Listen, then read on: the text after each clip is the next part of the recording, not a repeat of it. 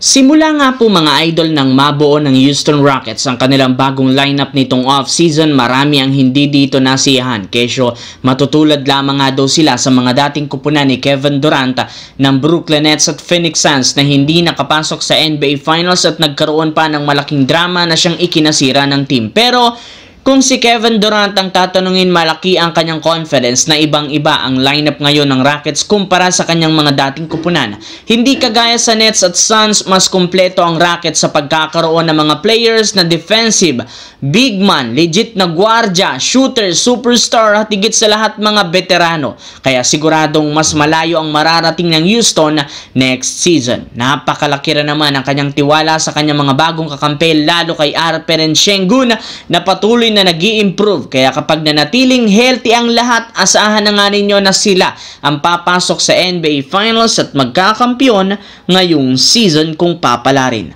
Samantala, kahit man nalalapit ang pagsisimula ng bagong season, may lumalabas pa rin mga rumors patungkol sa Los Angeles Lakers, lalo kay Austin Reeves. Kesyo maaari nga nila itong gamitin bilang asset para makuha ng bagong katandem ni Luka Doncic kagaya ni Lauri Markkanen. Kita na rin naman sa nakalipas na taon na bigla nga pong nanghihina bigla si Austin Reeves sa playoffs, kaya mas mabuti nga daw kung ite-trade ito. Subalit base kay Shams, wala na rin naman balak pa ang Lakers na i-trade si Austin Reeves. Alam nila na patapos na ang kontrata nito, kaya balak nila siyang bigyan ng bago at mas malaking deal.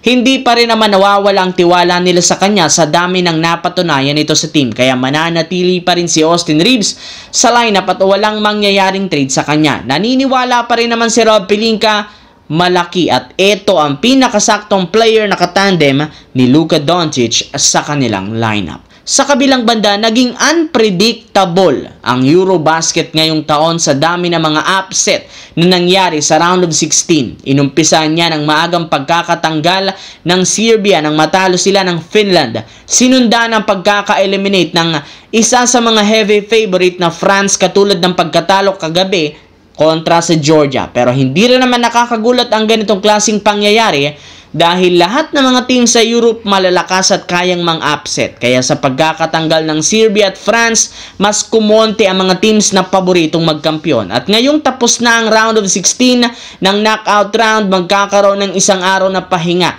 bago ang quarterfinals ng Eurobasket, kung saan inaasahan na magkakaroon muli dito ng ilang mga upset na siguradong ikakagulat ng mga fans. At isa sa mga inaabangan ngayon ay ang laro ni Luka Doncic ng Slovenia at ang laro naman ng Germany ni Dennis Schroeder sa susunod na araw, at yan ang ating dapat abangan. Anong masasabi nyo dito mga idol?